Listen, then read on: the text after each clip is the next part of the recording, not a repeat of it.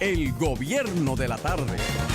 Las buenas tardes a toda la República Dominicana, las buenas tardes a todo el país. Sean bienvenidos una vez más a una edición del Gobierno de la Tarde. Desde ahora y hasta las 5, este equipo, encabezado por el doctor Andrés L. Mateo, Yulisa Céspedes, Eduardo Núñez. Eduardo Núñez. ¿Por qué Emanuel? Emanuel es Dios con nosotros. Yo a ver por qué hago esa confusión. Cada 3 días me cambias el nombre. Hay algo que me lleva en Manuel. Eduardo Núñez, como el pelotero de mi pueblo de Azua de Compostela, Eduardo Núñez, que ahora está en Boston, por cierto, fue campeón de la Serie Mundial, y un servidor, José Luis Mendoza, con ustedes.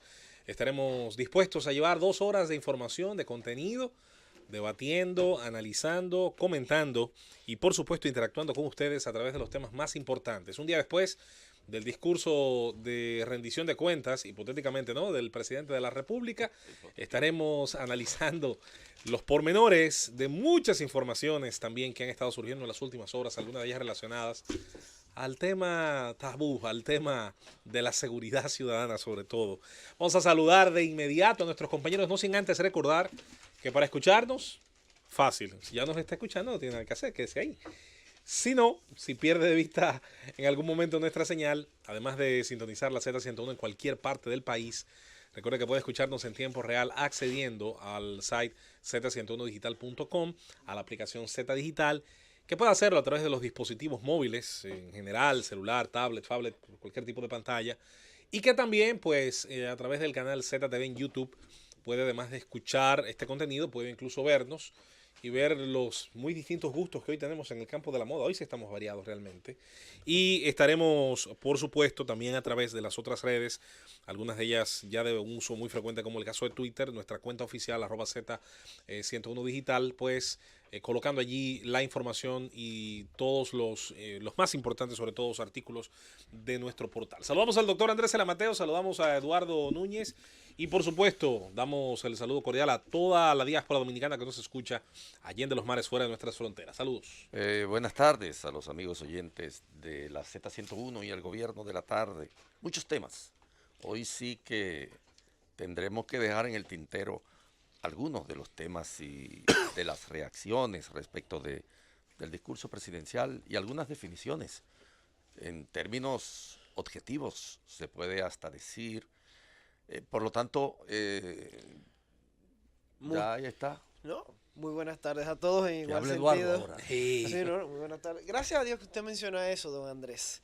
Porque, para ser sincero, el discurso nos da material de comentario por el próximo mes. Ya no tenemos que investigar nada, ya no tenemos que hacer más nada. El análisis del discurso Pero no te creas, es suficiente. Si en algo este país es fértil es en producir información. No. Todos los días hay una que tumba la otra. Yo digo, todos los días el mundo le da la razón a Aldous Huxley. El problema no iba a ser la falta de información. No. Era el mar de irrelevancia informativa. Claro. De donde iba a haber que pescar lo importante. Aquello que McLuhan, en una forma espectacular, porque los pensadores, por ejemplo, producen un libro y si tú analizas, eso ha sido estudiado, los contenidos nuevos que ese libro posee en sí mismo, si tú los analizas, a muchas veces esos contenidos nuevos no pasan del 2, el 5%. Ajá. Cuando en un libro hay un contenido en lo que respecta a la norma de la ciencia, que sobrepase el 5%, es un libro escándalo, es una barbaridad. Es como decir, por ejemplo, en lo que respecta al pensamiento en la cultura occidental, el pensamiento lógico, el discurso del método de Descartes. Es decir, cuando tú hablas del cartesianismo y cuando hablamos de la división respecto de la época del feudalismo a la época moderna, el discurso del método. Ese es el libro que transformó toda la manera de pensar. Bueno, pues McLuhan, en lo que respecta a esto de los medios de comunicación, que planteaba los términos aquellos de la aldea global. Sí. En una época... En una época que nadie se imaginaba. Bueno, pues McLuhan quedó corto. Ya no es ni siquiera una aldea. Se puede decir el barrio global. El vecindario global. Cada quien vive en un vecindario global. Sí, no, y a eso hay que agregar sobre todo la gran ventaja que nos brinda, bueno, o la relativa ventaja que nos brinda la hiperconectividad, ¿eh? O sea, ya la información que se produce en Francia, ya la información que se produce en Estados Unidos, ya la información que se produce en Asia, me llega a mí más, ahí es donde yo digo me llega a mí probablemente más rápido que a un asiático. Que ese es un contexto inerte. Para convertirlo en ventaja hay que tener criterio. Si no se tiene criterio, no es ventaja. Es como el agua de un río. Sin una dínamo que lo convierta en energía eléctrica es potencial, pero no potencia. Dos requisitos sobre dos cosas sobre lo que hemos dicho. Número uno, la innovación que resalta el doctor Andrés L. Mateo, y ahora tú, José Luis, la capacidad De usted crítica. hacer La algo con capacidad eso. crítica. O sea, por Yo- ejemplo, en ciencias jurídicas se da mucho esto. La definición de obligación, por ejemplo, es la misma desde el derecho romano. La posibilidad de cambiar esa información, la posibilidad de innovar, solamente se da con el pensamiento crítico. Eso es así. Pero la obligación siempre va a ser el cumplimiento de una prestación. Vámonos Vamos por el entonces con los titulares más importantes que recoge Z Digital para de ahí pasar a nuestros colectivos de los temas más importantes que nos ha dejado la jornada de ayer y de hoy. Arrancamos con la información sobre la Policía Nacional que informó este jueves que apresó a 2 hombres que asaltaron a un grupo de personas que compartían en una actividad en el Parque de las Praderas en el Distrito Nacional. Según un comunicado, los detenidos son Waldy David González, alias Davy, y Leonel France Guzmán, ambos mayores de edad. Ambos hombres admitieron haberse presentado en el citado lugar, donde a punta de pistola amenazaron a todos los presentes, incluyendo niños, advirtiéndoles que se trataba de un atraco y los obligaron a tirarse al piso, explicó la institución del orden. La organización detalló que fue de ese modo que estos, en compañía de Guajiro, Jordan y Abuelo, prófugos estos 3, despojaron a 11 personas de dinero en efectivo, celulares, documentos personales, entre otras pertenencias. Yo estaba en ese parque, de hecho me tocó jugar mucho béisbol ahí por los amigos que tenía que vivían en esa zona. Y ahí no pasó una desgracia porque Dios es grande, porque generalmente ahí hay personas que siempre cargan armas de fuego. Ahí pudo haber pasado una vaquerada, en el buen sentido de la palabra. Y bueno, nada, vamos a comentar este tema porque estas noticias no van a dejar de surgir y coinciden ahora con la temática de seguridad abordada por el presidente. Pasamos a la información del ministro de Salud Pública, Rafael Sánchez Cárdenas, quien realizó este jueves su traspaso al Seguro Nacional de Salud después de la emisión de la sentencia del Tribunal Constitucional 057318 del mencionado tribunal. Así lo dio a conocer el Ministerio de Salud Pública a través de su cuenta de Twitter, donde añadió que además el funcionario hace el traspaso porque así está establecido en la ley 87-01 que crea el Sistema Dominicano de Seguridad Social. Como ministro de Salud doy el paso de manera que sirva como un símbolo indicador para todos los funcionarios y empleados del sector salud, porque debemos acogernos y proceder a hacer el cambio. Así que el hombre se acoge a Senasa. Vamos a ver si los demás lo hacen. El empresario y ciudadano Antonio Taveras Guzmán calificó como reeleccionista y lleno de mentiras y fantasías el discurso de rendición de cuentas ofrecido por el presidente Danilo Medina este 27 de febrero. Durante una rueda de prensa ofrecida en el autobús de la no reelección en el Centro de los Héroes, aseguró que el país descrito por el presidente Medina en su discurso solamente existe dentro del Palacio Nacional y entre el grupito de privilegiados que se benefician de la gestión del Partido de la Liberación Dominicana.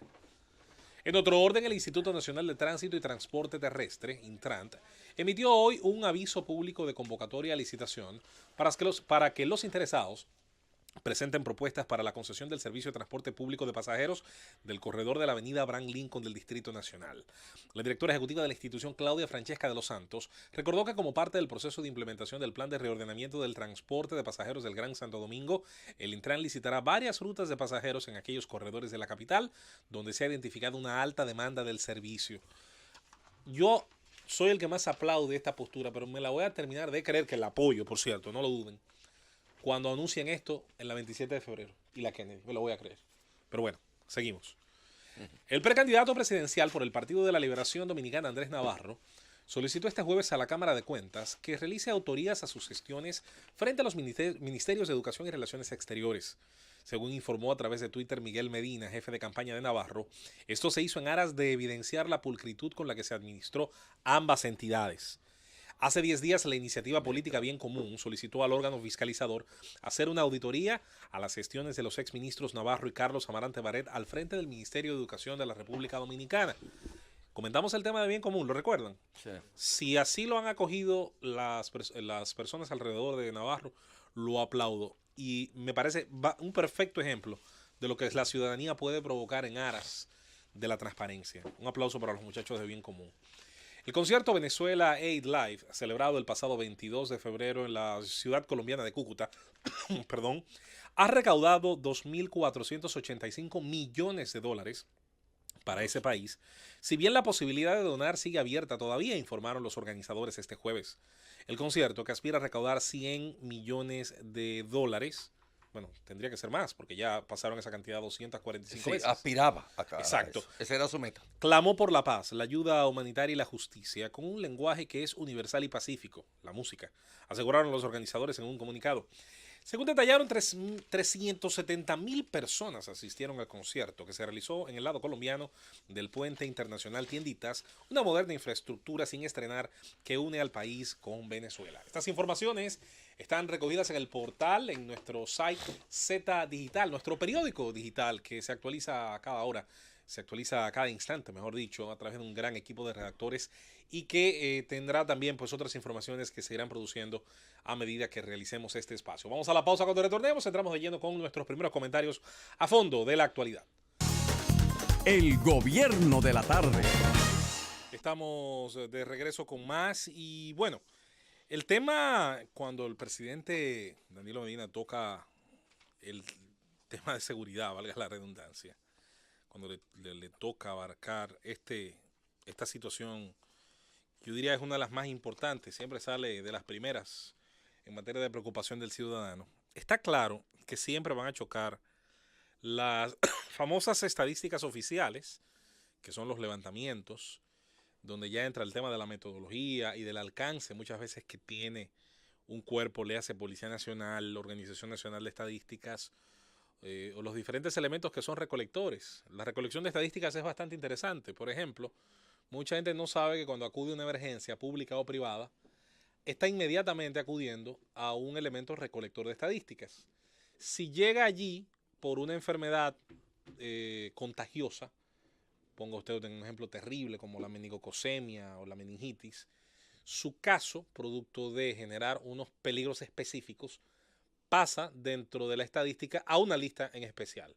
Esta persona tiene tal o cual enfermedad y dependiendo los niveles, que incluso se determinan por colores o por números en los diferentes tipos de alertas, esos números van a una base de datos y se supone que un país medianamente organizado tiene respuestas para esos casos, dependiendo, por ejemplo, los casos de rábicos, de la rabia, que generan una alerta, una alarma, puesto que quien lo padece, y recordamos el terrible caso del niño en Pedernales, pues pueden tener un altísimo índice de mortandad. De manera que esto de la recolección de estadísticas en un país como el nuestro siempre está sujeto a discusión. Todavía nosotros confiamos en que la metodología es correcta. Las capacidades y los equipamientos para hacer una recolección uno tiene serias dudas. Y las tiene porque uno ha ido a un cuartel en este país, para dejarnos de términos científicos y para dejarnos de términos muy sofisticados. El que ha ido a un cuartel sabe que lo reciben con una mascota, una mesa, y que desde que llega ahí probablemente lo primero que piensa es en carencias. Por lo tanto, yo pienso, y paso de inmediato con mis compañeros, oh Dios santo, imagínense usted, una de esas ametralladoras con la que se escribía Olivetti, Olympia, Eagle, todas esas marcas con las que se... Ya no las fabrican. Imagínate, son reliquias, ¿eh? Imagínate, No, son pero reliquias. mira, en los cuarteles Fácilmente hay digo de esas uno. máquinas. en uso. Bávaro Verón, Punta Cana Verón, creo que tenían uno. Que todavía. conste. Entonces, luego está el tema de que esas estadísticas uno pueda digerirlas. Yo había colocado en mi cuenta de Twitter hace un tiempo las informaciones de Inside Crime con respecto a los homicidios. Y créanme que no nos colocaban en un lugar tan malo, nos colocaban en un lugar, yo diría, en la tabla, si se quiere, mediana, y dentro de la tabla mediana en la parte buena. Y yo digo que eso está bien. Ahora, ¿lo percibe así la sociedad dominicana? Yo tengo el dato. Homicidio no limita la criminalidad. Hay mucho de la criminalidad que no es homicidio. Entonces, ahí yo pienso que tendríamos un excelente camino para comenzar a hablar, Eduardo, de un tema que yo siento ha sido uno de los que más inconformidad deja cuando un presidente te dice, no, créeme, la delincuencia ha bajado, y luego tú amaneces con un titular, cualquiera que fuese, relacionado a ese tema. Yo me he acostumbrado siempre a hacer la aclaración de que todo análisis que hago trato de hacerlo sin pasión y lo más apegado a los datos fríos que recibo. Lamentablemente, el discurso en cuanto al tema de la criminalidad deja un gran bache de discusión. El presidente afirmó, el índice de criminalidad ha seguido bajando, como cada año, desde el 2012. Qué casualidad. Cuando se encontraba en 24% hasta situarse en 10.4% al día de hoy, la más baja que se haya registrado. Mira, José Luis, hablando de método, estadística y nomenclatura, hay un gran problema. No podemos hablar de criminalidad y de tasa de homicidios por una razón muy sencilla. El homicidio no es el único crimen. No. Que el homicidio baje El más letal. no quiere decir que la tasa de criminalidad bajó, Exacto. lo primero. Lo segundo, en cuanto a lo que dijo el presidente. Es más, hay que- un paréntesis, que tú mismo lo has dicho a veces aquí que hemos hablado de eso. No seamos tontos. Hay un tipo de criminal que le conviene no matar Claro, por eso, a eso voy. para mantenerse llevando cadenas y celulares A eso- y otras cosas. A eso voy, José Luis. Si el homicidio baja, como afirmó el presidente en su discurso, eso no quiere decir que el índice de criminalidad general haya bajado. Quedan los robos, quedan los atracos, queda la evasión impositiva. Para afirmar que la criminalidad baja o sube, se necesita recoger todos los tipos penales, o por lo menos una base más general a la del homicidio. Otro detalle. A la cifra que el presidente hizo alusión es a la siguiente. El Observatorio de Seguridad Nacional reportó 801 homicidios durante los primeros 9 meses del año 2018 y en comparación con el año 2017, que tuvieron lugar 946, se registró esa baja a la cual el presidente hace alusión. Pero hay un pequeño detalle que no se toma en cuenta, que los datos reportados por el presidente no integran los meses de octubre, noviembre y diciembre, Sí. un trimestre en el que particularmente el homicidio tiende a subir. Don Andrés. No, yo pensaba, al margen de los datos incluso, y la manipulación estadística, hay una realidad. Primero, la atmósfera, la criminalidad, en el sentido en que los dominicanos la sienten, no es exclusivamente unidimensional, es plurisectorial.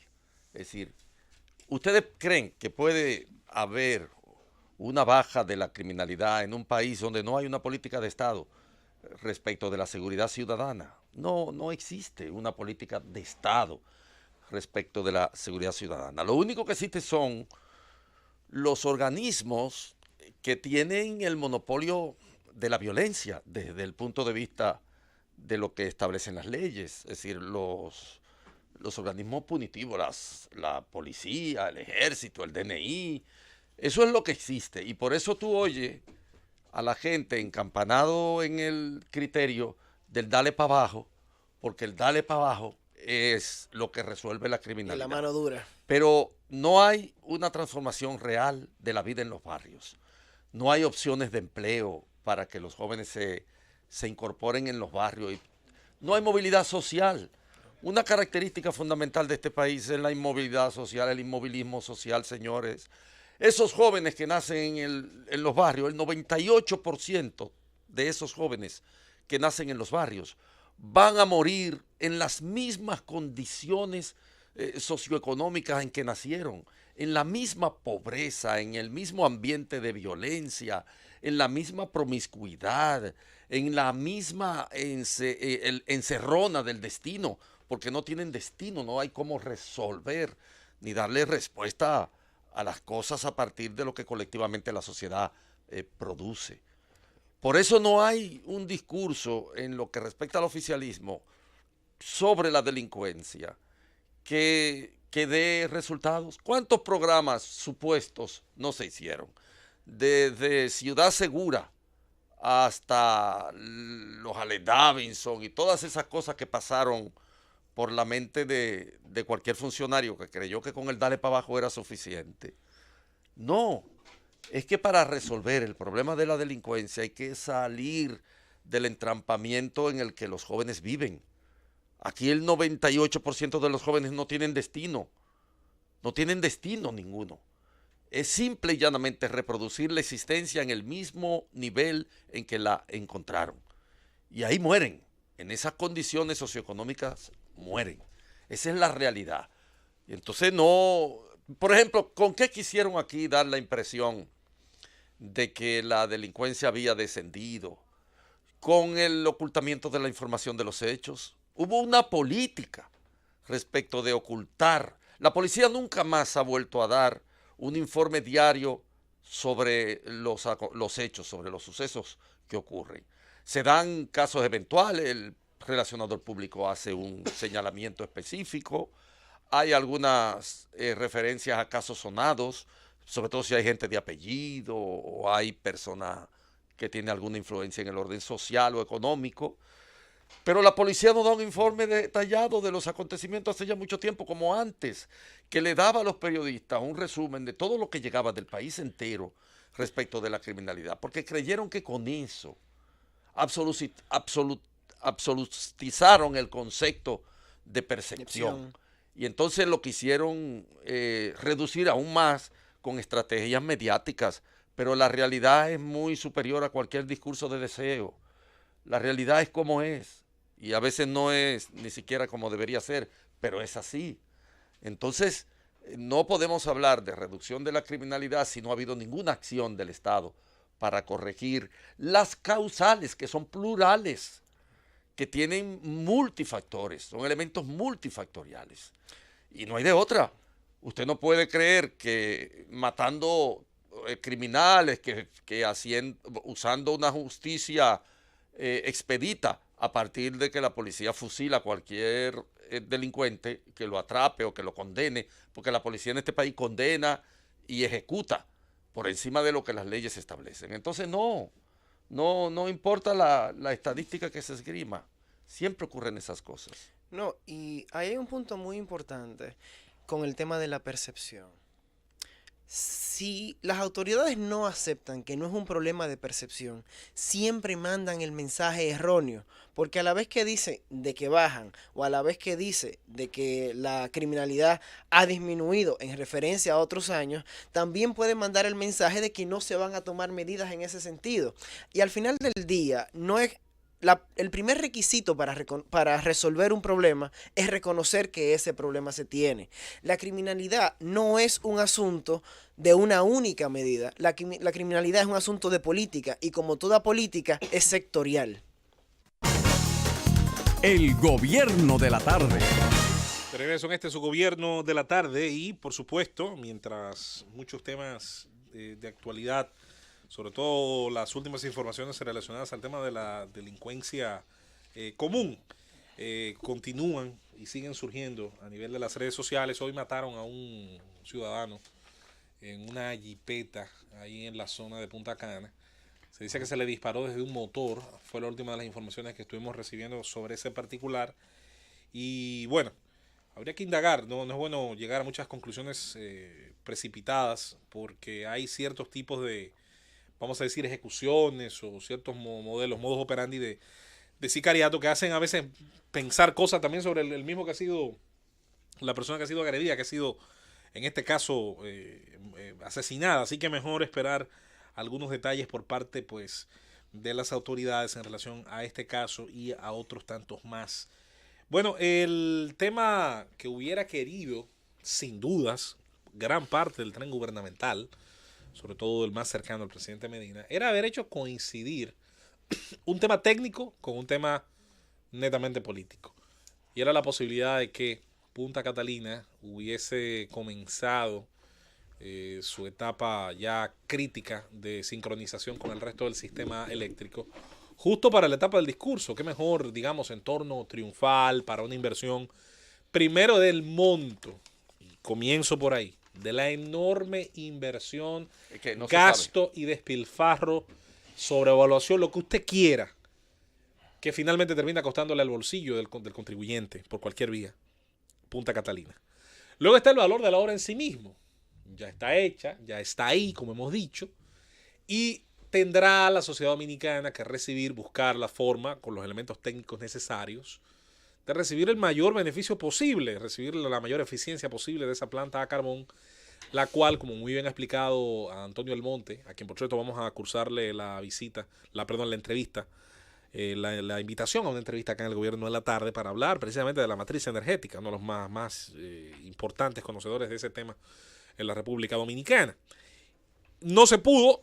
Hay, yo diría, expectativas que son bastante disímiles, distintas entre lo que originalmente decía Donald Guerrero, lo que luego aclara Bichara, las cantidades de las que se ha hablado de un lado y de otro, en relación a lo que ha sido el comienzo de la generación y por supuesto el lapso entre el marco ya de prueba hasta comenzar a generar a través de una de sus grandes turbinas, de sus interfaces, comenzar a generar suficiente electricidad para entrar al sistema nacional y que comience a devolver el enorme grado de inversión y yo diría que de tolerancia ante el escándalo que ha tenido el pueblo dominicano con respecto a Punta Catalina. Mira, yo entiendo que la planta de Punta Catalina es el termómetro de lo que será o de cómo finalizará la gestión del presidente Danilo Medina. Antes de yo iniciar con los puntos objetivos de la planta, tengo que decirlo. La gran esperanza de que se resuelva el problema de la energía en la República Dominicana es una gran apuesta. Muchos de nosotros queremos vivir en un país donde no se vaya la luz. Exacto. Y además que nos ayuda a superar la contradicción de ser la economía que más ha crecido de la República Dominicana, De América Latina. pero de América Latina, Como dijo la muchacha, co- del país. del país. No.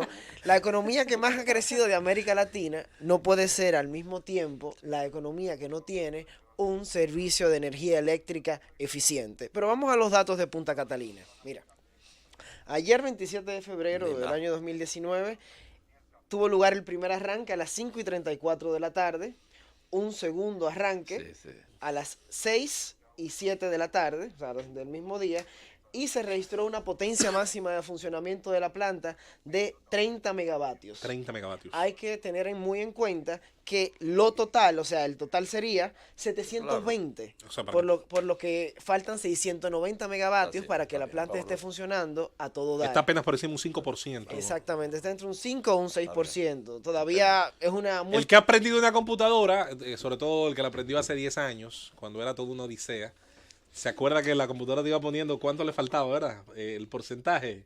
Imagínese usted cuando te iba por un 5 lo que faltaba. Exactamente.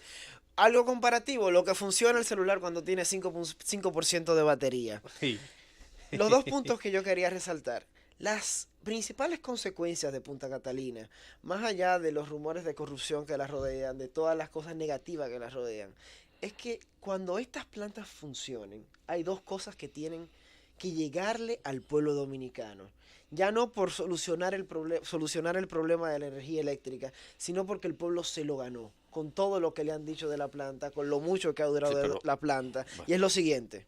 La primera, la reducción de la factura eléctrica es un obligatorio. O sea, si a mí no me baja la luz como ciudadano cuando Me da igual que venga. cuando Punta Catalina esté funcionando, creo que Sí. debemos de quejarnos. Y lo otro, la reducción de los apagones. O sea, esos son los dos puntos principales, independientemente de pacto eléctrico que no tuvo lugar, independientemente de si va a funcionar en marzo o en febrero. Esas son dos expectativas que el pueblo dominicano tiene, que baje la factura eléctrica y que desaparezcan los apagones. Y también, ojo, esa es la obra más importante de la gestión del presidente Danilo Medina. Si esa obra falla, falla su gestión. Esa obra se parece mucho a su gobierno, porque es probablemente una de las obras más oscuras que tiene la administración pública.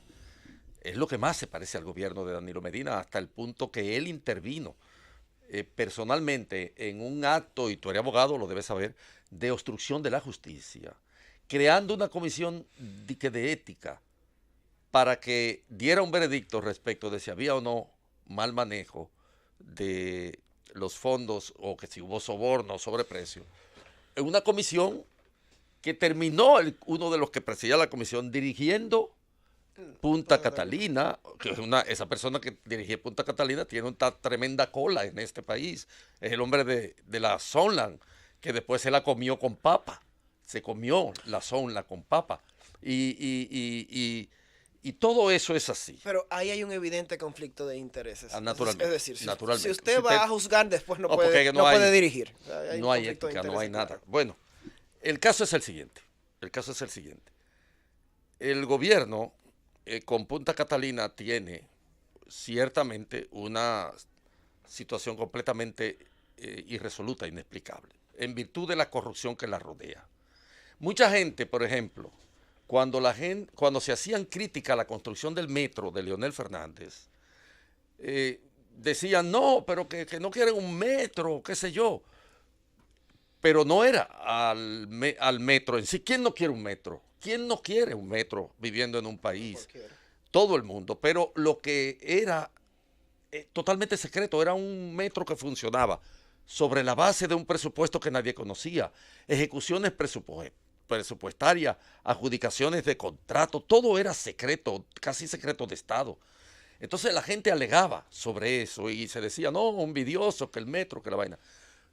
Ahora supimos lo que pasó en el metro. Ahora vemos la fortuna de Andino Peña, el sistema societario que estableció para invisibilizar el dinero proveniente de la corrupción del metro y todo lo que se derivó de eso. Entonces la gente tenía razón. Eso es lo que pasa con Punta Catalina.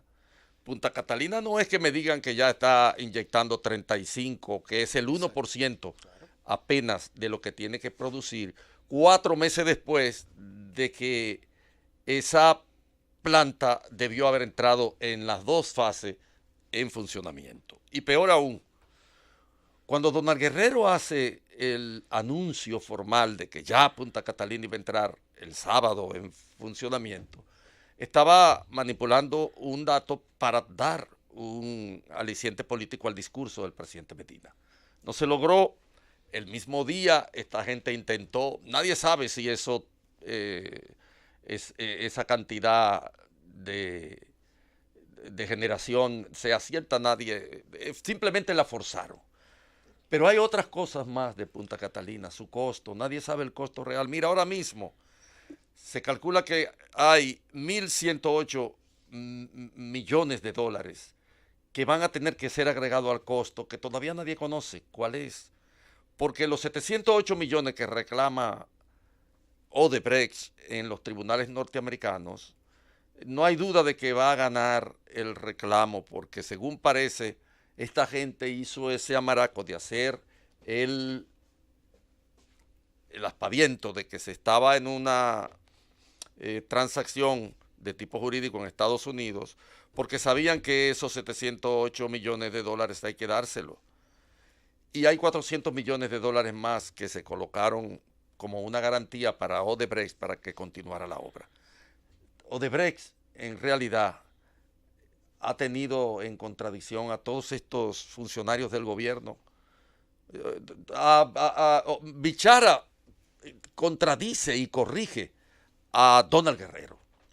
Donald Guerrero, el ministro, lo contradice y lo corrige.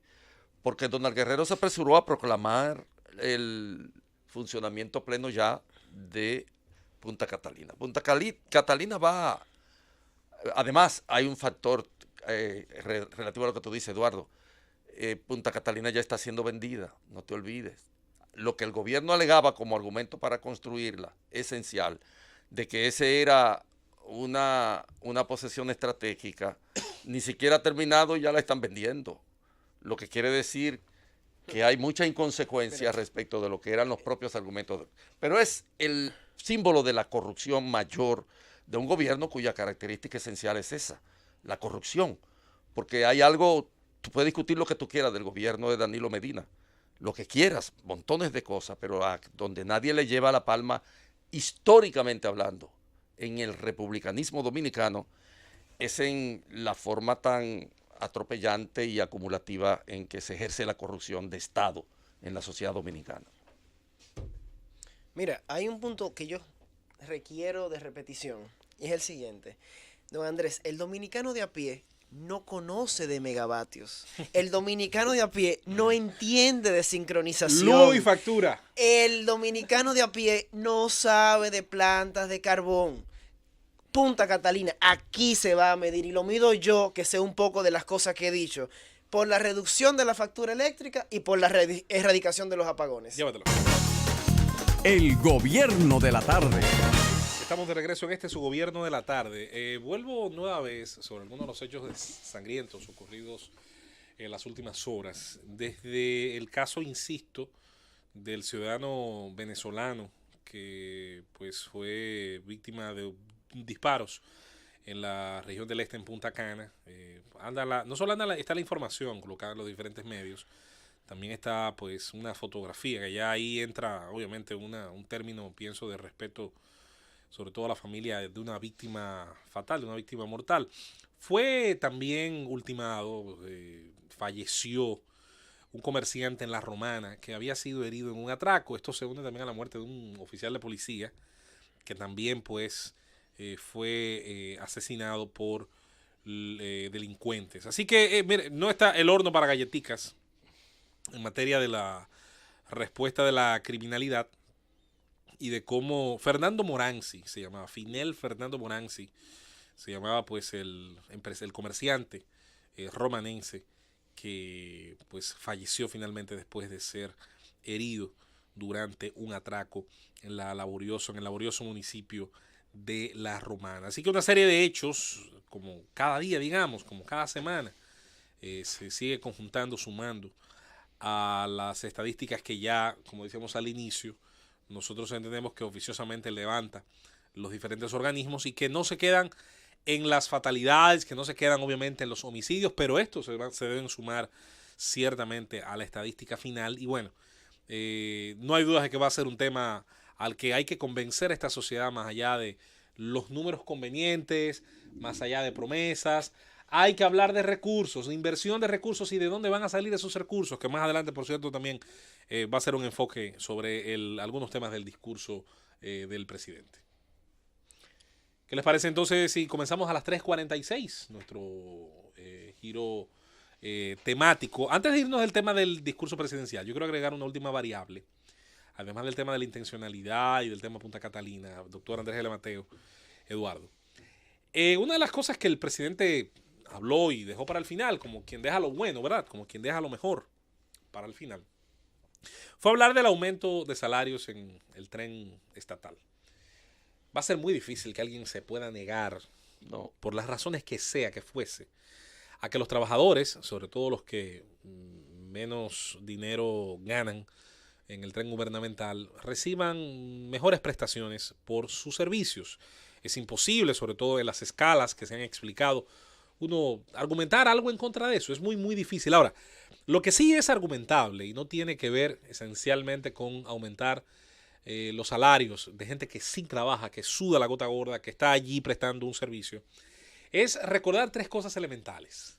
Primero, estaba incluido este aumento en el diseño que hará cuestión de un par de semanas fue aprobado del presupuesto ley que va a regir para el ejercicio 2019. No. Comencemos por ahí. El Estado no es capaz de respetar su propia legalidad, ni siquiera si la misma es reciente.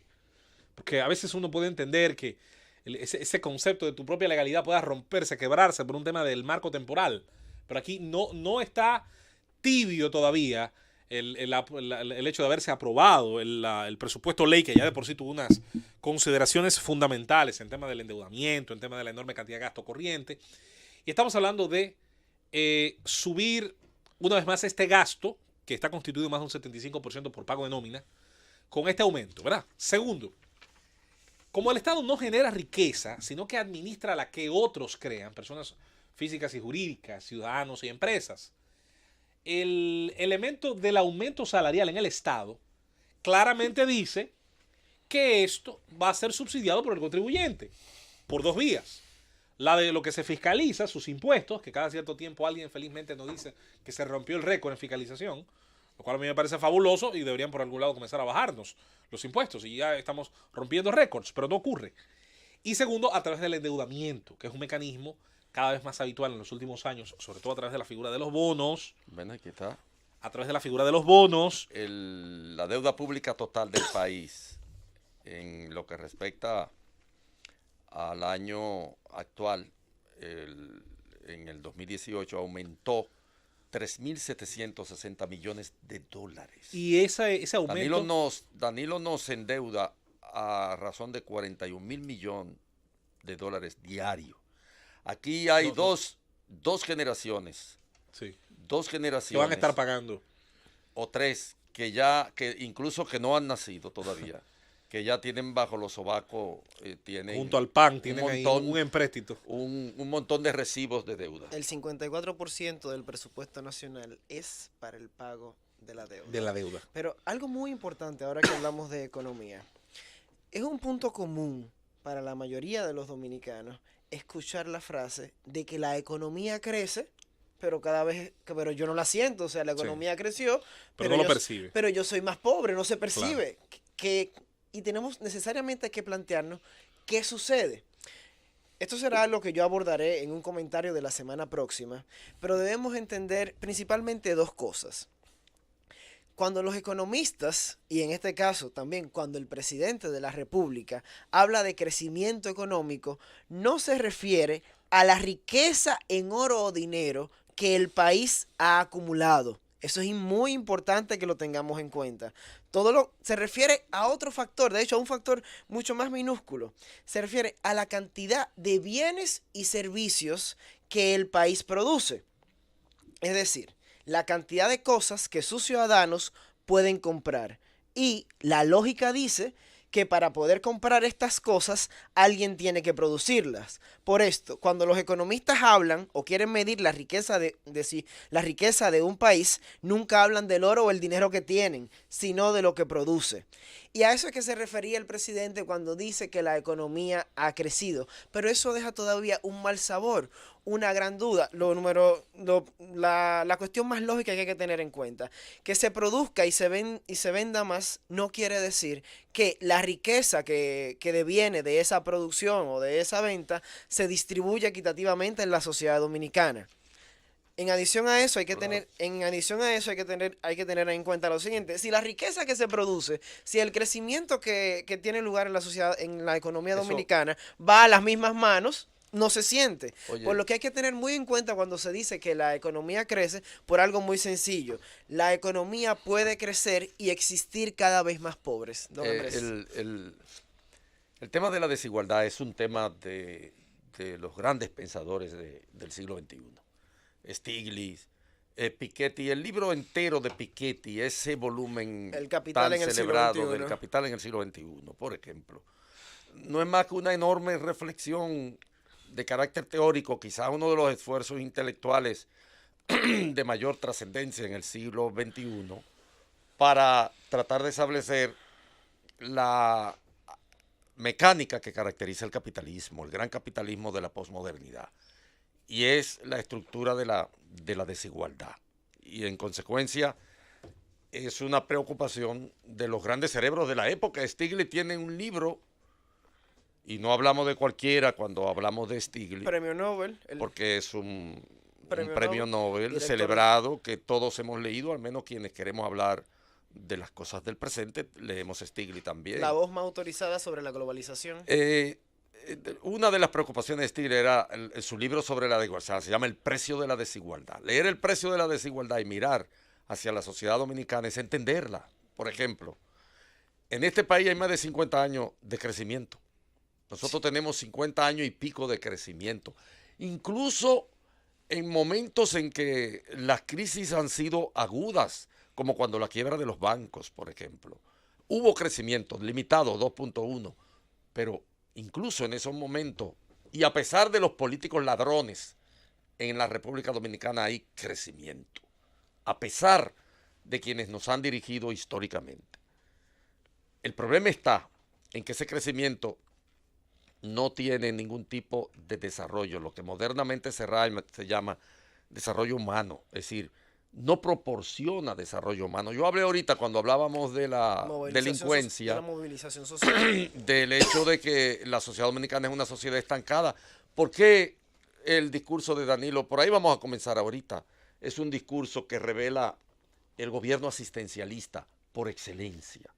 Bueno, porque los gobernantes dominicanos no tienen otra visión de las cosas, de generar un gobierno asistencialista, no un gobierno que genere empleo y que la gente se libere por sí mismo a partir del trabajo, no a partir del gobierno asistencialista, paternalista. En consecuencia, el problema en este país no es un problema ni siquiera de generación de riqueza. Está demostrado porque ha habido crecimiento durante más de 50 años. El problema es otro.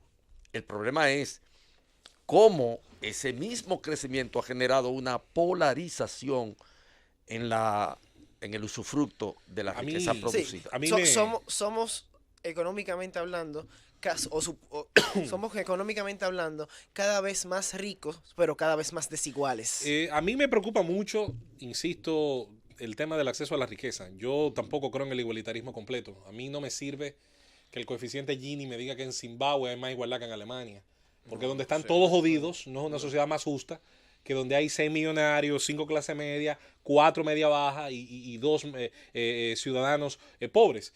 Tampoco me insisto, la sociedad igualitaria por sí mismo ha demostrado, en efecto, ser una utopía que se cumpla hacia arriba. El igualitarismo, el Estado lo impone hacia abajo, donde lo ha impuesto. Todas las ideas colectivistas han generado una sociedad que es igual en el 98% de los casos, menos la nomenclatura militar y política, pero el resto está jodido. Entonces, esa igualdad no me sirve. No, pero mira, José Luis. Pero quiero retomar un punto sobre el inicio del comentario, que no quiero dejar de lado, no quisiera que se disgregue. Es importante y positivo que se hable de aumentos. El problema radica, ciudadano dominicano que nos escucha, en que el Estado maneja el tema de los aumentos con una lógica distorsionada. Y voy a poner un ejemplo simple. ¿Sobre qué base puede aumentar un negocio de 4 o 5 empleados? Yo siempre pongo el ejemplo de la cafetería, que es un tipo de negocio que no hay que ir a Princeton ni a Columbia para aprender a manejar. Usted hace panes, le coloca el relleno o empanadas. Si usted quiere cambio, lo que hay más puestos de empanadas que nunca. ¿Cómo puede aumentarle el dueño y trabajador al mismo tiempo del puesto al ayudante? Porque lo diga alguien, no. Tiene que reducir algún tema de la estructura de costos o aumentar los beneficios, o las dos cosas, para generando un excedente, algo mayor, decir, ¿sabes qué, muchacho? Tú te estás fajando. No son 500 a la semana, te voy a dar 1000. Ahora, él no va a sacar de su ya comprometido capital, donde tiene que pagar por la harina, por el gas, por el aceite, entre otros elementos que aumentan sus costos. Él no va a reducir su ya comprometida carga para que sus beneficios netos entonces se vayan en salarios que son parte de los costos. Entonces, ¿qué hace? Tiene que levantarse más temprano, tiene que buscar una harina de la misma calidad, pero que a lo mejor sea más barata, para comenzar a reducir costos y con eso aumentar su margen de beneficio. El Estado tiene una ventaja, entre comillas. Alguien firma un decreto y dice que aumenta los salarios. Y usted dice, oh, pero qué bueno. ¿Quién lo paga? ¿Sobre qué mérito? ¿Acaso usted ha escuchado, antes de un aumento salarial en el Estado, que haya una política que se asegure de que todos los que lo van a recibir lo merecen? De que todos los que lo van a recibir cumplen su horario y obligación, de que todos los que lo van a recibir cumplen las obligaciones para las cuales están dentro de una nómina. Esa es una pregunta importante. En el campo de las empresas privadas, sobre todo las pequeñas, es imposible pensar, imposible que el pequeño patrón de empresa mediana y pequeña puede aumentar las ganancias a uno de sus empleados o ayudantes sobre la simple y sencilla base de que alguien, incluso un elemento externo, lo quiera o lo decida por él. No, necesita decir, te voy a bajar tu estructura de costos, no te voy a cobrar anticipo este año. Ah, bueno, pues aleluya. Se le va a incrementar algo por ciento al grupo de gente que le acompaña. Por eso, en el sector privado, y miren que los propios empresarios estuvieron hablando del tema de que, por cierto, le dijo el CONEP que faltó el tema de la transparencia, el tema corrupción, transparencia, que había sido tocado en el anterior discurso, fue obviado en este. Pero ese es tema también para otro comentario más adelante en esta misma edición del Gobierno de la Tarde. El Gobierno de la Tarde. Vamos al Gobierno de la Tarde a continuar y por supuesto a pasar a los comentarios. Un par de informaciones antes de continuar y escuchar ahora en la voz del doctor Andrés L. Mateo los primeros comentarios editoriales de este horario. Algunas informaciones frescas para que usted le dé entonces seguimiento a la actualidad en el portal. La información está en portada. Una vez más la información de Navarro, que solicita que se audite su gestión al presidente de la Cámara de Cuentas.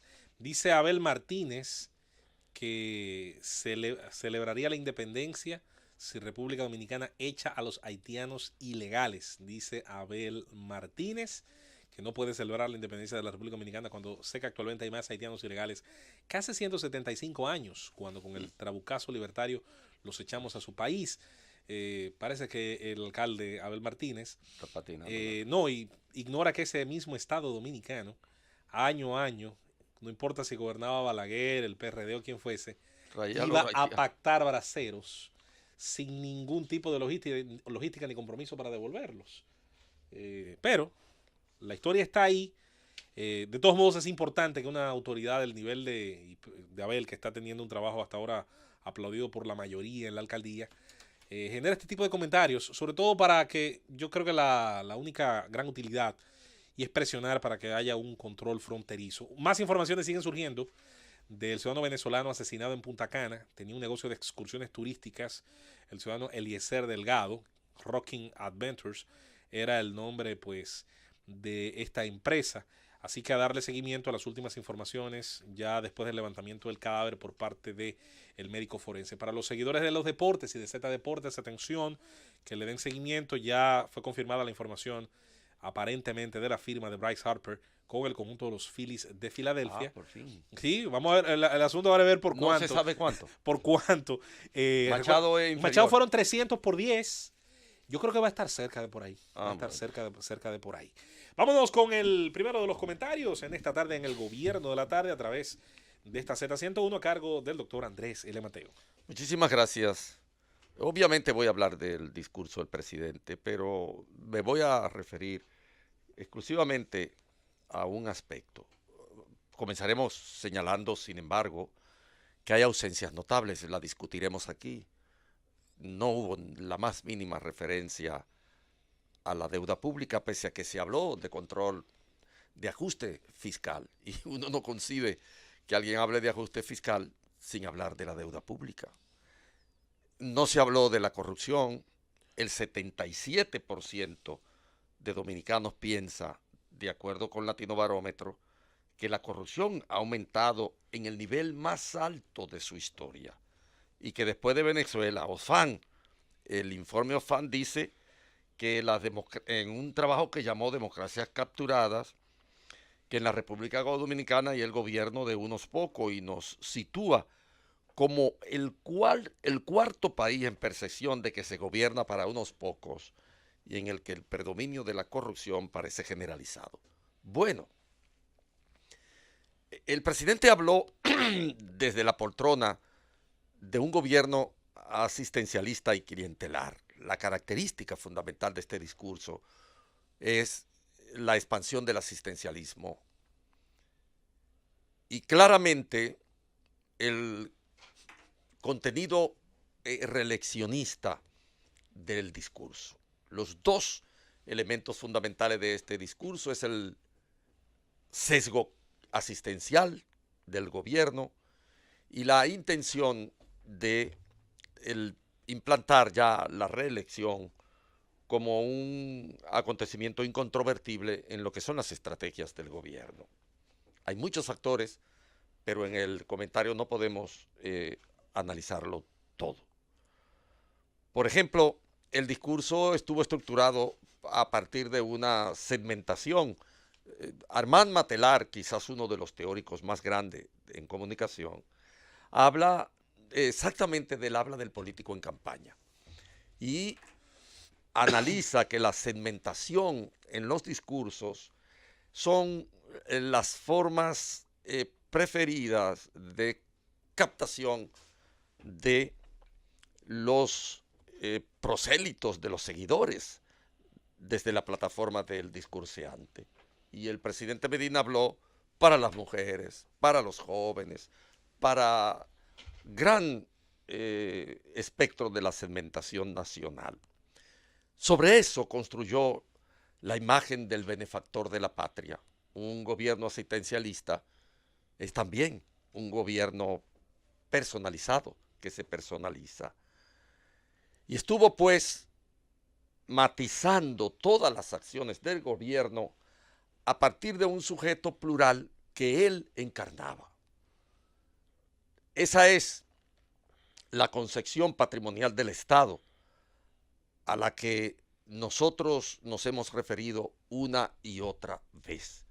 Ese gobernante que habló ayer, ese gobernante es un gobernante del siglo XIX. Un gobernante del siglo XIX en el cual los elementos de predestinación, los elementos sobrenaturales rodean todos los actos del Estado. El Estado soy yo, dijo Danilo ayer. Yo hice esto, yo hice esto, yo hice aquello. El Estado soy yo. Él es el ser predestinado. Es nuestro amparo. Es la luz de nuestros días, nuestra arca de salvación. Él es nuestro sol. Sin Él no somos nada, se hunde este país. Padre nuestro que estás en la tierra, amante y amantísimo protector de nuestros sueños, benefactor de la patria. Esa es la imagen. Imagen que tiene ya un precedente invocado en lo que respecta a la lucha política interna en la figura del expresidente Leonel Fernández. Un discurso reeleccionista del pi al pao tiene que ser, por lo tanto, concebido como lo que prefiguró Leonel Fernández en el 2015,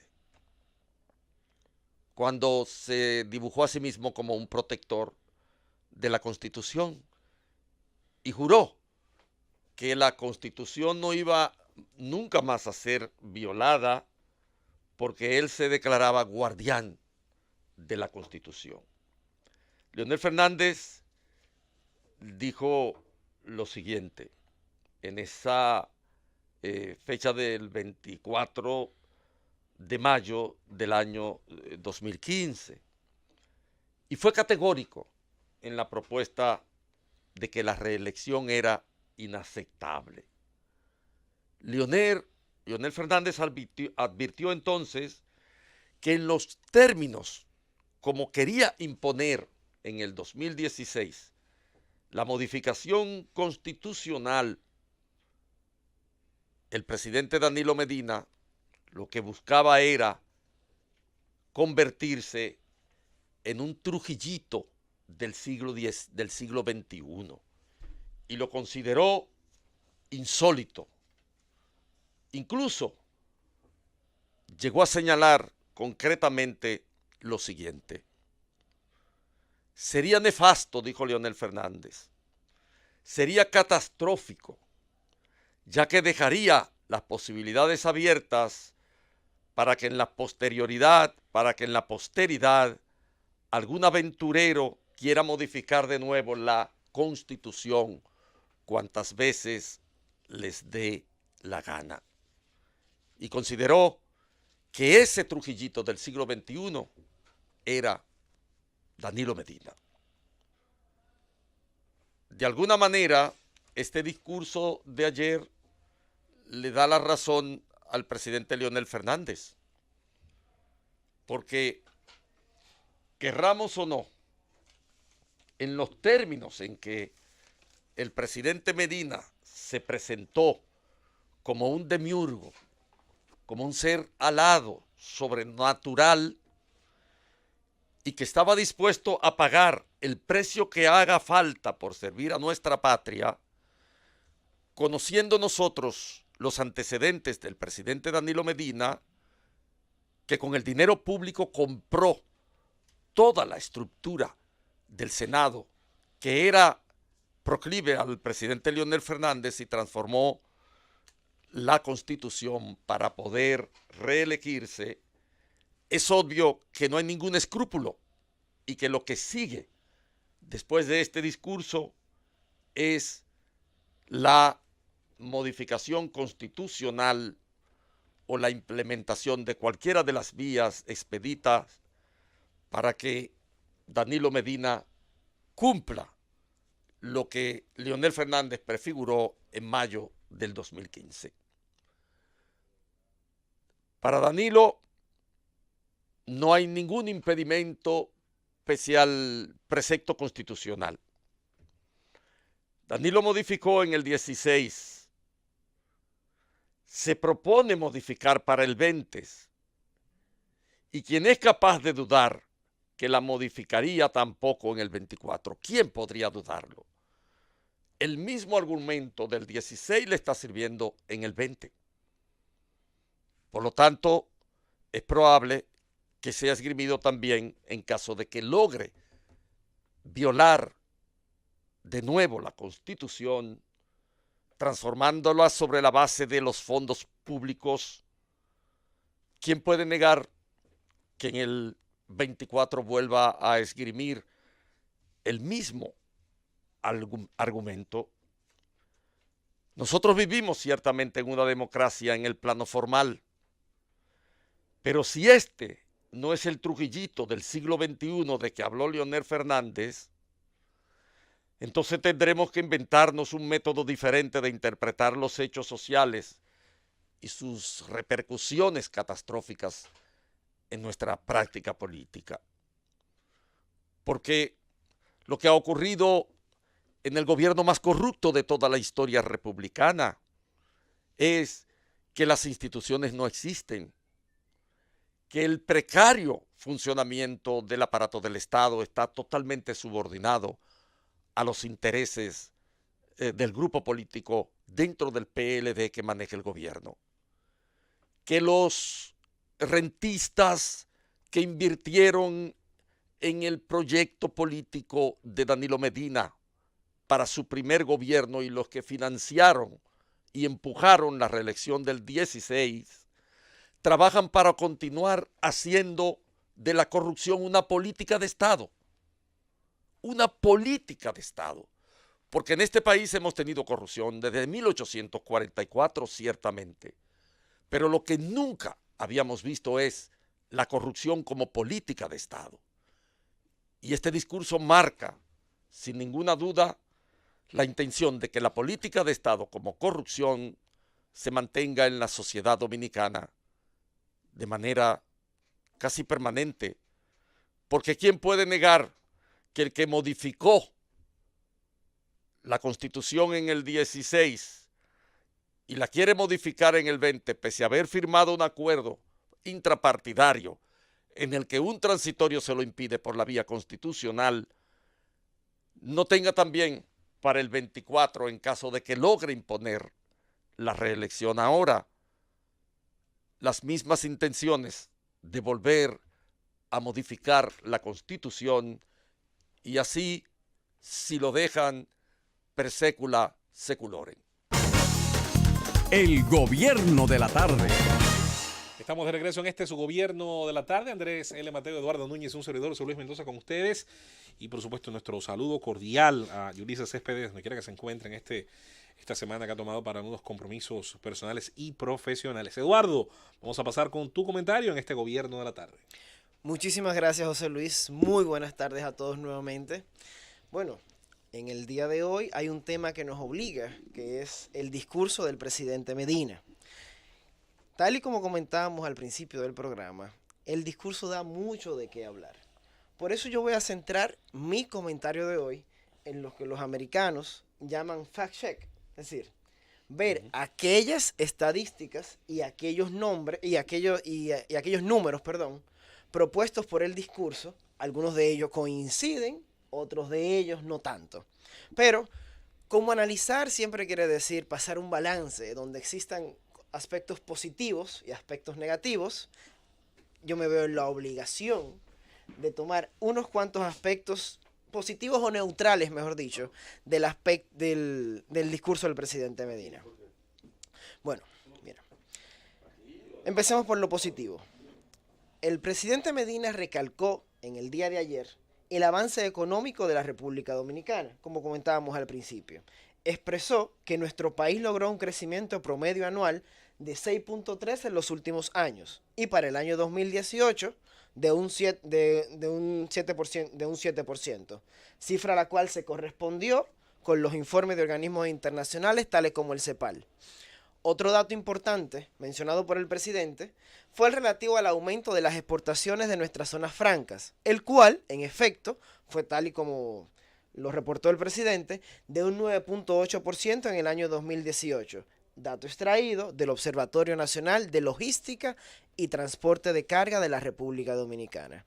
El presidente destacó además, e hizo bastante énfasis en ello, el tema de la eliminación de la pobreza, la cual ha disminuido, pero no como él dice, pues de acuerdo con el CEPAL, la tasa se ubicó en el 5.5% al cierre del trimestre del 2018, es decir, 0.4 puntos porcentuales por debajo de lo registrado en el mismo periodo del 2017. Esos son datos fríos, José Luis, datos que en su mayoría coinciden con los reportados por el CEPAL, pero veamos aquellos ahora que no coinciden. El presidente dijo ayer respecto al sector turismo que continúa un logro que hubiésemos recibido, que constituye un logro que hubiésemos recibido el año pasado 7.6 millones de visitantes, dato el cual nos pareció sumamente extraño. Según el reporte publicado por nuestro Banco Central, institución la cual el presidente nombró en múltiples ocasiones, el número de visitantes no residentes al cierre del año 2018 alcanzó la cifra de 6.568.888 personas y no la cifra de 7.6 millones de personas a la cual aludió el presidente. Incluso si a la cifra del Banco Central se le agrega el número de viajeros residentes, la cifra dada por el presidente no coincide y se quedaría corta en 7.220.334 personas y no 7.600.000 como indicó el mandatario. En consecuencia, debemos de preguntarnos dónde están las 379.000 personas faltantes. Otro dato importante es aquel que sacó a relucir el señor presidente cuando indica: nuestro país fue dado por el Fondo Monetario Internacional, ocupa la 6ª posición en cuanto al PIB per cápita. Sin embargo, el presidente Medina no hizo alusión alguna al reto que menciona la misma publicación citada por él. El Fondo Monetario Internacional dijo o expresó que se necesita mayor transparencia en las intervenciones cambiarias para amortiguar la dolarización que nos afecta. En el discurso de rendición de cuentas, el presidente tuvo muy en cuenta en resaltar los logros económicos, mas dejó algunos datos que no coinciden inclusive con nuestro ordenamiento jurídico interno. En este sentido, nuestro mandatario indicó: a partir del 1 de abril se aumentará el salario mínimo del sector público de 5.117 pesos a 10.000 pesos. Y los salarios de 20.000 pesos recibirán un aumento del 10%. Y los salarios es decir, que los salarios que se encuentran de 20 podrían llegar inclusive hasta 22.000 pesos o 23.000 pesos. Y aquellos que se encuentran en 30.000 pesos podrían recibir un incremento de un 5%. El gran problema de esto, José Luis, es lo siguiente: dichos aumentos no son descabellados si toman lugar, pero si se toma en cuenta el precio total de la canasta básica, estos aumentos se quedan cortos, porque mientras existen sueldos de 10.000, de 20 y de 30, la canasta básica, según la medición del Banco Central para diciembre del 2018, ronda por los 30.333 pesos. En adición a eso, es decir, los aumentos serían insuficientes aún para alcanzar la canasta básica. Otro punto que no quedó claro fue el incremento que recibirán las pensiones. Según el presidente de la República, la pensión mínima de 5.117 pesos o menos se incrementará a 8.000 pesos, siendo esto una franca violación a la Ley 379 sobre pensiones y jubilaciones, la cual dispone en su artículo 2 que ninguna pensión será inferior al salario mínimo. Y si según el presidente el salario mínimo será incrementado a 10.000 pesos, la pensión mínima no podría ser 8.000 pesos como él expresó, por una simple coincidencia o por un simple equilibrio entre que la pensión mínima no puede ser inferior al salario mínimo. Tampoco nos queda claro el financiamiento de dichos incrementos, puesto que los mismos no fueron contemplados en el presupuesto general de la Nación, aplicado al año 2019. Es decir, estos aumentos no fueron contemplados, al igual que lo que sucedió con la ley de partidos, para la ejecución presupuestaria correspondiente a este año. En otro orden, José Luis, también debemos de resaltar una cifra muy interesante, que fue uno de los principales puntos de crítica de la oposición. Los partidos opositores indicaron que el 70% de los jóvenes dominicanos desean emigrar fuera del país. Sin embargo, esta cifra no pudo ser verificada en ninguna página web o en ninguna fuente. Lo que sí encontramos fue, José Luis, un estudio de Gallup World, el cual indicó que el 49% de los dominicanos, y no el 70% como dice la oposición, tenía esa aspiración de salir del país en el periodo comprendido entre el año 2015 y el año 2017. Esta fue, hasta donde he indicado ahora, José Luis, una comparación de datos. Tenemos, y hago un breve resumen, en turismo los datos no concuerdan. En cuanto a pensiones y aumento de salario, los datos tampoco concuerdan. Lo que sí favorece al presidente es que el número de personas que quieren salir del país no es tan alto como indica la oposición. Por otra parte, Que no. no, para nada, don Andrés. Los jóvenes quieren salir en un nivel No, pero del 57%. el Este da- país irse de aquí. el dato, Que abran la puerta coño, para que tú veas.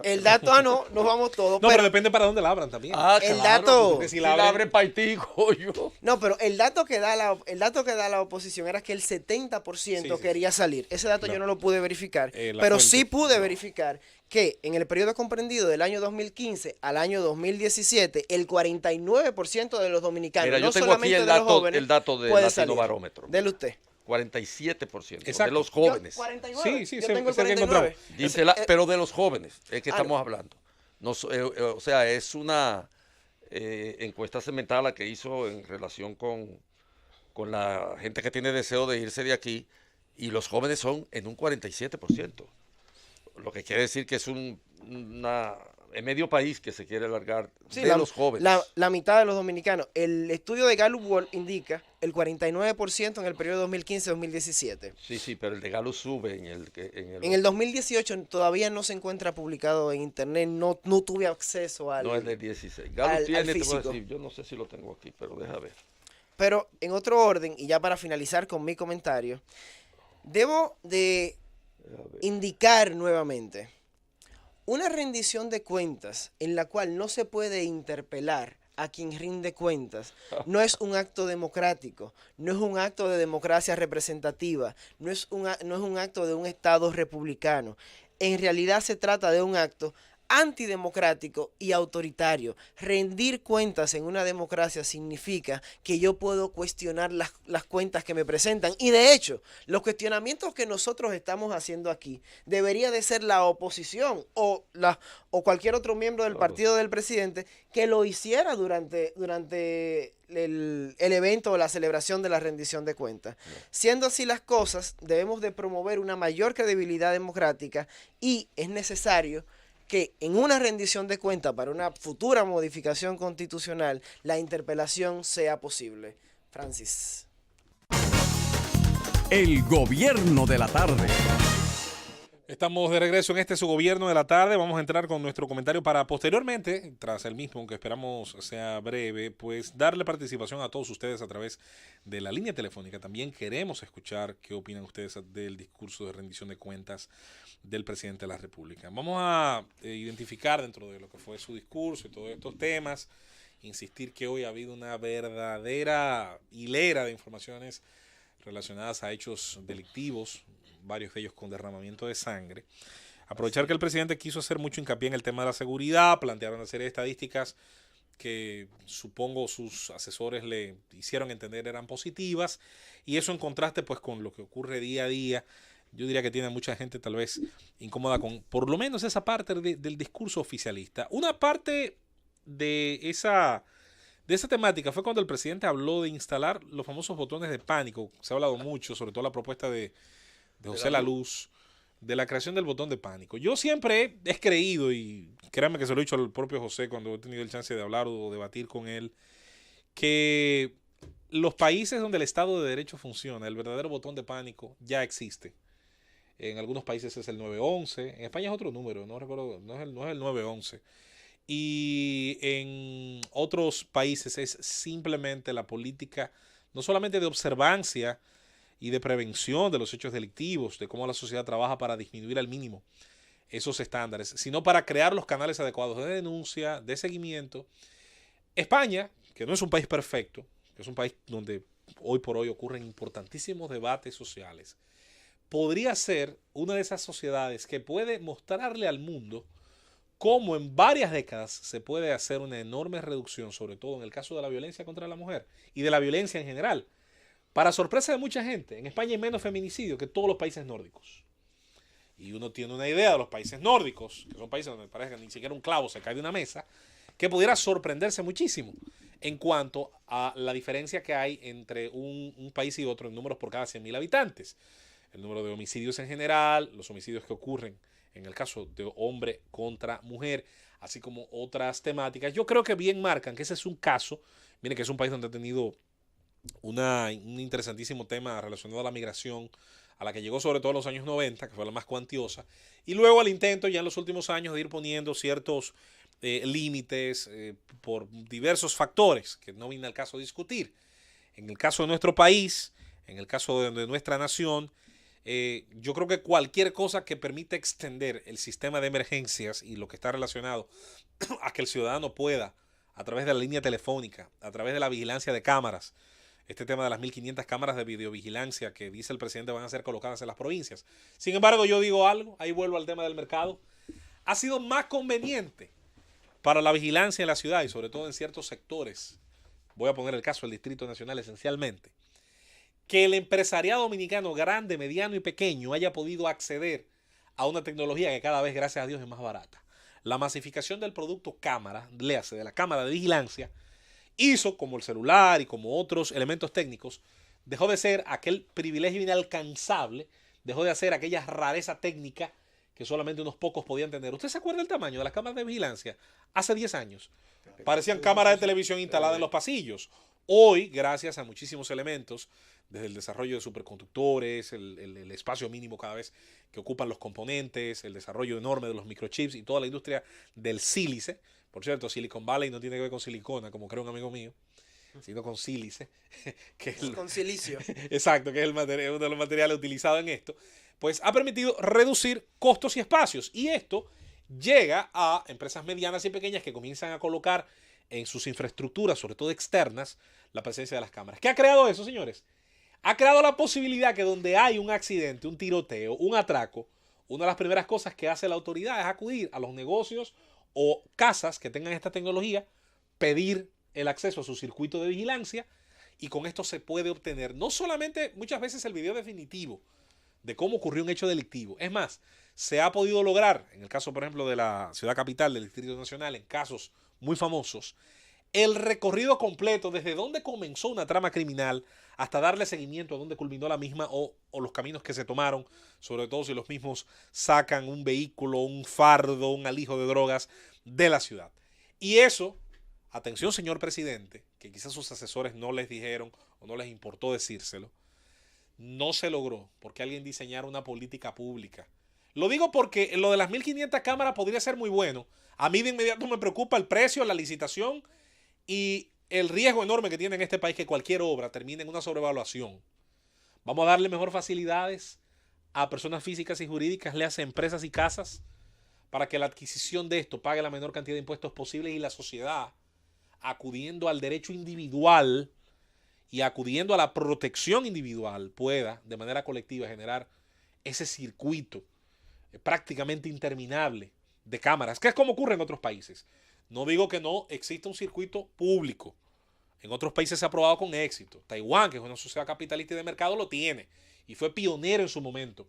Ahora, Taiwán no siguió montando una estructura de las cámaras. En un momento se generó una reacción del mercado en la cual los propios negocios y empresas comenzaron a montar su estructura. Y esto ya de cara a la colaboración entre lo público y lo privado, ayuda muchísimo a la persecución del crimen que ocurre en las calles de ese país. Pienso que no está de más nunca hablar de cómo usar la tecnología en los espacios donde la vida moderna permite. La idea del botón de pánico, yo no la voy a satanizar, no voy a descartarla del todo, pero insisto, el botón de pánico en los Estados de Derecho ya existe. Y es agarrar un dispositivo y marcarle a la policía y marcarle al 911 y tener el acceso a una respuesta rápida, directa, eficiente, equipada y contrario a lo que dice la corrección política, que tiene que ser supuestamente una respuesta equitativa, no, superior de la fuerza del orden a los individuos o sus grupos de individuos que conforman la actividad criminal. En ese sentido, yo pienso que nuestro Estado y quienes lo dirigen tienen que volver, y ya que muy temprano hablamos de Descartes, volver otra vez a los esquemas de cómo razonamos, sobre qué base lo hacemos, sobre el esquema de causa y consecuencias, sobre las cosas que felizmente puedan haber ocurrido con resultados positivos en la sociedad dominicana, aquellas cosas que se hicieron no porque los políticos lo decidieron, sino a pesar del fracaso político en muchas áreas, y en el caso de la seguridad, bien podría ser una de ellas. José Luis, antes de la pausa, ya tengo el dato, don Andrés, de los dominicanos que quieren emigrar para el 2018. El 49% de los dominicanos se mantiene el número que quisiera emigrar en el año pasado. Es un dato interesante porque si se compara con países como Nigeria, Armenia, Honduras y Kosovo, los dominicanos queremos irnos más de nuestro país que el hondureño, que el nigeriano y aquel que viene de Armenia, de Siria o Kosovo. Oye, entonces, ¿dónde está el paraíso? Mira algo muy pintó curioso. El presidente de la República. En Kosovo es del 46%. Los kosovares, que tenían hace 20 años una guerra. Tremenda. Los albanos bestial. kosovares. Sí. Todo lo que es de esa zona Los Balcanes. Todo lo que es balcánico ha sido fuerte, terrible. Y miren que curiosamente, y qué bueno, habiendo superado ese terrible estadio, las 6 ex repúblicas, algunas de ellas han tenido, señor, en estos 20 años un enorme desarrollo. Es impresionante lo que se ha estado logrando en algunas de estas zonas, una vez se han estado incrementando el acceso a economía de mercado. Por ejemplo, lo de Serbia y Montenegro ha sido impresionante, y así como también otras ex repúblicas, pero como hemos dicho, señora, hace 20 años ahí se estaba dando cañonazos a mansalva, se estaba haciendo una limpieza étnica, se estaban matándose entre vecinos. Masacres espeluznantes. Sin duda, por eso todavía hasta hace unos días las cámaras de las Cortes Penales Europeas estaban conociendo estos casos. Vámonos a la pausa, Francis, para que en los minutos que nos quedan hasta las 5, vamos a abrir los teléfonos y a escuchar a usted, el protagonista del gobierno de la tarde, en su opinión sobre el discurso de presidencial, rendición de cuentas y obviamente la realidad que vivimos. ¿Qué faltó en ese discurso? Preguntamos. El gobierno de la tarde. Estamos de regreso en su gobierno de la tarde y vamos a abrir los teléfonos. Recuerde el 809-732-0101, el número de contacto con la cabina de esta Z101 Gobierno de la Tarde, y vamos de inmediato a establecer contacto con todos nuestros oyentes del país y de fuera. Y vamos a comenzar por qué faltó, qué le gustó o no le gustó, obviamente, del discurso del presidente de la República el día de ayer en su 7º discurso de rendición de cuentas. Buenas tardes. Sí, muy buenas tardes. ¿Qué tal? Yo quería que el gobierno se hablara de la corrupción, de la impunidad. Punta Catalina, que es cuerpo del delito, él está como en el aire, porque él no ve dónde está la población viviendo. En una miseria, parece Somalia. Este país parece Somalia, de la miseria que se está viviendo aquí. Él está muy al margen del pueblo. Yo espero que el pueblo reaccione y saque esta crápula del poder, que ya está bueno para estarles robando. 20... Gracias por su llamada. Somalia, wow. Cuerno de África, ofrézcame. Buenas. Buenas tardes. Adelante. Bueno, el discurso me pareció reeleccionista, tergiversando la verdad de las estadísticas, y bueno, no me gustó, no hizo una cuenta de su periodo. No se enfrascó en eso, no habló de la corrupción ni nada de eso. Aparte de otra cosa, yo quería preguntarle, ¿qué de las muchachas? No escucho ninguna de las dos. Bueno, Yulisa está de viaje, estará esta semana de viaje. Rosa ya no está con nosotros. Por cierto, estamos esperando a Fafa ahorita, que yo tengo hoy... Yo fui de los sorprendidos en las redes sociales, no sé. Al final esto es tremendo, señores, el seguimiento que la gente le ha estado dando a todos estos temas de la Z. Y bueno, estaremos también esperando al equipo de 5 a 7 en breve. Seguimos con las llamadas. Buenas. Saludos, buenas. ¿Qué tal? Bien, desde Nagua. Adelante. Para informar que el gobierno le faltó hablar con relación al 911 aquí en Nagua. Al 911. Y también con el malecón. El malecón de Nagua nos han prometido no sé cuántos años y todavía está paralizado. Yo he estado presente cuando se le han hecho esa promesa del Y malecón de los Nagua. sectores de Nagua. Yo he estado presente incluso. Y lo del 911... Fue uno de los puntos más trascendentes. De hecho, en mi comentario se me olvidó decir, fue uno de los aspectos positivos que yo resalté. Sí. El 911 y con una salvedad, que yo también digo que el 911 es una de esas obras, como decía Eisenhower cuando comenzó el sistema de carreteras interestatales, para nunca terminarla, siempre para perfeccionarla. El problema del 911, con los anuncios que como tú digo que tienen un matiz positivo, por ejemplo, a mi provincia va a llegar. Qué bueno. Ahora, ¿qué vamos a hacer con los hospitales de Asua? Comenzando por el Hospital Taiwán. ¿Qué vamos a hacer con un hospital que debió ser un hospital regional modelo y no lo es en la práctica? Sobre todo por el manejo que ha tenido en los últimos años. Mire que la directora que está actualmente, creo que ha hecho de tripas corazón. Yo la felicito, lo digo públicamente. No puedo decir lo mismo de quienes estuvieron antes que ella. En materia financiera y en materia de cómo han manejado esa infraestructura, que por cierto tuvo una gran ayuda del gobierno de Taiwán para nuestro país. ¿Qué vamos a hacer cuando el 911 llegue, además de Asua, a provincias donde la red y la estructura de salud pública y de la policía, que es parte en el tema de la seguridad y de los bomberos, es tan débil?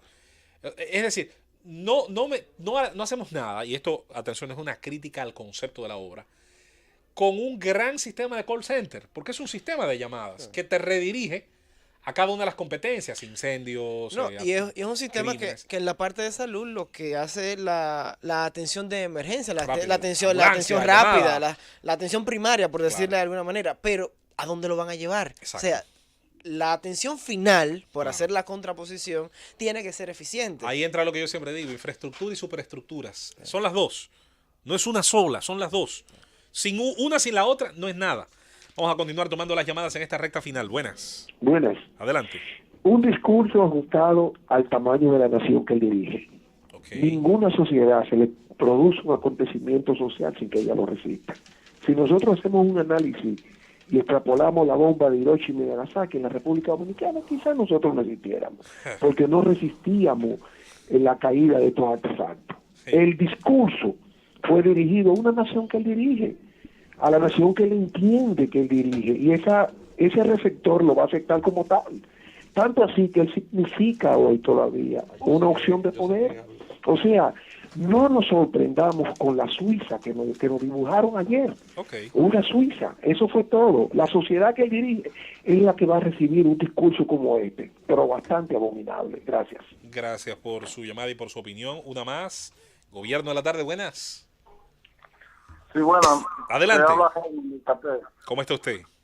Estamos bien. Mira, yo quiero decir, con lo respecto que dice este muchacho, que estaban diciendo que le resolvieran, le cuente, que se yo quién, los 600 millones que le dieron a él de la escuela, ¿qué lo hizo? Que nomás le dio a 2 escuelas los uniformes. Ese es el tema de Navarro y la... Sí, de Navarro. 600 millones se llevó y se fue de ahí limpio, sin nadie decirle nada. Ok. Bueno, por eso es importante que se haga, gracias por tu llamada, por eso es importante que la Cámara de Cuentas haga la auditoría. Mire, primero, para mí tiene que hacerla de oficio. Luego está el tema de que los muchachos bien común van, la piden, la exigen, no le dan entrada a sus exigencias. Más adelante, Navarro, yo pienso que bien por él en materia de cómo mercadea su candidatura y el tema de transparencia. Dicen, no, yo voy, que la hagan. Hay que hacerla, punto. Y de manera consuetudinaria, de manera acostumbrada, debería ser un ejercicio permanente. Y es que hay que entender algo. Y muy relacionado al tema de la cultura democrática y la rendición de cuentas. Una auditoría no es nada malo. Claro Óyeme, una auditoría es lo que va, es lo normal. Da orden. Y aparte de que da orden, nos permite a nosotros los ciudadanos saber en qué se gastó. Punto. Eso es así. La siguiente llamada, Gobierno de la tarde. Discurso de rendición de cuentas. Buenas tardes. Adelante. Habla Vianey Medina. ¿Qué tal? De la provincia de Independencia. Sí. Mira, el discurso de ayer del presidente de la República fue un discursazo, creemos nosotros. Ese presidente, mi presidente, habló de todo un poco a la población. Oye, ese hombre habló de los hospitales, de la salud, habló de la educación, habló de los proyectos de desarrollo agroforestales. Oye, eso es una maravilla. Y para ese señor presidente que está ahí, queremos 4 años más para que él vea sus frutos. Solamente. Los frutos que está sembrando ahora. Punta Catalina es de nosotros, los pobres. La presa de aquí de Monte Grande es de nosotros, los pobres, de la provincia Independencia y Barahona. Ahí está. ¿Verdad? Y Bauruco. Gracias por su llamada. No le pide nada más 4 más. Buenas. Sí, buenas. Adelante. Danilo tenía que hablar de los 6 meses de casa que quedó debiendo aquí en la Guayubín Olivo, en la zona oriental, cuando vivía aquí. Ese que tiene que hablar de ladrón. Pero la persona que se lo deuda todavía quiere cobrárselo. Porque hay que ver también si al que supuestamente le deben lo dice. Buenas. Sí, buenas tardes, José Luis. ¿Qué tal? Adelante, buenas tardes. Una pregunta, yo estoy confundido. ¿Dónde yo llamé? ¿A Santo Domingo? Usted está llamando a la Z101, Distrito Nacional, Bellavista. Capital de la República Dominicana. Pero no en Suiza, que vivimos. ¡Ah! Zurich. ¿Cuál si yo me equivoqué? Ay. Buenas. Adelante. Sí, saludos. Sí, buenas tardes. ¿Qué tal? Bien, con relación al discurso, a mí me parece que el presidente se le quedó muchas cosas por decir. Por ejemplo. Con relación al caso de la deuda externa, que se no se habló nada, que está muy difícil. También con relación a la corrupción. Y también con relación a la seguridad ciudadana, que está acabando. Fíjese, por ejemplo, en Villamella, como mataron a un teniente así, masivamente. Así que no habló lo que tenía que hablar. Buenas tardes. Ahí está. Vamos a seguir tomando llamadas en los minutos finales de este segmento del Gobierno de la Tarde. Buenas. Sí, gracias. Buenas tardes. Adelante. Saludos. Yo, en realidad, yo he perdido el hábito de cuando van a dar esos discursos, esas cosas, porque al otro día cuando me entero digo, mira, no me perdí de gran cosa. Pero por otro lado también, sobre la encuesta de las personas que están dispuestas a irse fuera del país, me hubiese gustado también que me hubieran dicho entre queda y queda, porque hay una edad ya un poco avanzada que no le interesa mucho eso. Me imagino que la mayoría de los jóvenes sí que están en este tiempo. Tenemos el dato. Pero me gustaría saberlo. Tenemos el dato, José Luis. Según la encuesta Gallup World, el 28% de la población adulta, y según la misma encuesta, el 49% de los jóvenes. Sí. No indican rango de edad. No indican rango de edad. Hablan de jóvenes y de adultos. Y 2018, ok, perfecto. Una llamada más en este Gobierno de la Tarde. Su opinión del discurso del presidente. Bueno, según la persona que dijo que el discurso fue maravilloso y todo, entonces él está de acuerdo a que el presidente se coma otro tiburón podrido. Bueno, que nos indigeste. Buenas. Saludos. Buenas tardes. Adelante, su opinión del discurso del presidente. Sí, a mí me gustó mucho la parte que tiene que ver con las obras de comunicación, con las vías, perdón, las vías de comunicación, con la parte que tiene que ver con el 911. Ok. Eso está muy interesante. Bien. Pero por otra parte, lo de Navarro, a mí lo que no me gustó de Navarro es que es un candidato de publicidad, que gastó dinero del ministerio para hacer publicidad nada más. Okay. Y él es un candidato a eso, de publicidad. Bueno, ahí está su opinión entonces sobre Navarro. Esta es internacional. Buenas, adelante. Y buenas tardes, Luis. ¿Qué tal? Un placer. A la orden. Y Gustavo Francisco, le saluda desde Nueva York. Desde Nueva York, adelante. Contra tantos hombres buenos han pasado por la Z, que los hombres buenos que han pasado por la Z deberían gobernar la nación realmente. Sí, mira algo, José Luis.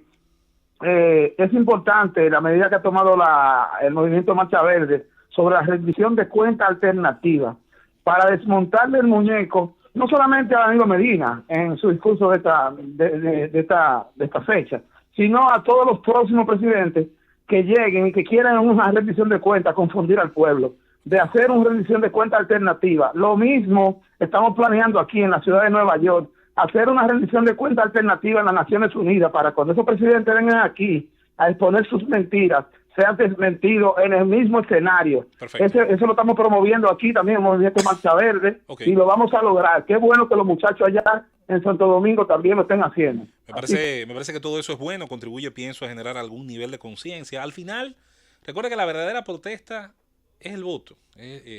Voto castigo, voto, como quiera que la gente entienda que debe usar su enorme capacidad de decidir, que es la del voto. Participar en democracia no se reduce a eso, pero es obviamente de todos los niveles de participación el más importante. Buenas tardes. Sí, muy buenas tardes. Adelante. A Danilo no sabe lo que es una rendición de cuentas primero. Okay. Porque él tenía que hablar del endeudamiento que él tiene en este país, que los niños nacen ya no con un pan debajo del brazo, sino con una deuda. Okay. Entonces él tenía que hablar de eso, porque no es nada más decir lo que él se imagina, porque es lo que ha gastado. Aquí no se sabe. Aquí yo creo que el único gobierno que hizo hace una rendición de cuenta bien fue el gobierno de Antonio Guzmán, que ese decía cartera por cartera, qué se gastó y qué no se gastó. Pero eso es decir que eso es cháchara. Hasta el Papa fue darle embute. Gracias por su llamada. Una más. Buenas. Buenas tardes, José Luis. ¿Qué tal? Buenas tardes. Te hablo de Indianápolis, Lidia. Ahí está, de la ciudad de las carreras de automóviles. Exactamente. Oye, y te voy a decir primero, te voy a preguntar, ¿y Domingo? Yo espero que su salud esté mejor y está siempre, por aquí he visto a su hijo, está mejorando, lo que uno quiere, que es lo importante. Ok, gracias, sí, hay que orar por él. Oye, sí. José Luis, ese discurso del gobierno, eso no tuvo nada, que no tuvo sazón. ¿Tú sabes lo que es 2 horas y media? No, hombre, Danilo, mejor ponte a sembrar plátanos. Bueno, ahí está su llamada de Indianápolis. Una más, están llegando a las finales ya, buenas. Buenas, José Luis. ¿Qué tal? ¿Tú crees que es verdad que estamos peor que el país este que dijo la señora? Que Somalia, Dios nos libre. Dios nos libre. No, tanto así no. Yo entiendo lo que motiva el ejemplo, pero no. No, tanto así no. De verdad que no. El Cuerno de África tiene países donde, señores, hoy por hoy no hay garantía de nada. Y nosotros, si bien como país tenemos muchas cosas que mejorar, yo estoy seguro que quizás no hay mucha exactitud en el ejemplo. Buenas, adelante. Sí, buenas. Sí, adelante, sí. Hello. Adelante, díganos su opinión. ¿Cómo está usted, José Luis? Yo estoy bien, gracias a Dios. Un placer hablar con usted. Es Fermín aquí en San Pedro Macorís. Adelante desde San Pedro, serie 23. Sí. El señor presidente, normalmente cuando entró a San Pedro, de una vez le sacó el pie. Como que en San Pedro los presidentes que hemos tenido lo ven como la cruz al demonio.